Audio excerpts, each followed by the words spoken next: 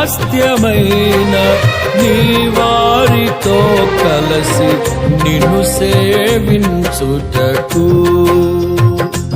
నీ మహిమ ప్రభావమును కిరీటముగా ధరింపచేసితివి. శాశ్వత కాలము వరకు నీ సంతతిపై దృష్టి నిలిపి నీ దాసుల ప్రార్థనలు సఫలము చేసితివి.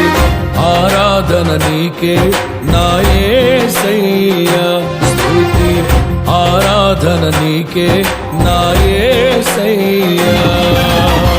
సేవించద నిన్నే నా పూర్ణ హృదయముతో, సేవించద నిన్నే నా పూర్ణ హృదయముతో.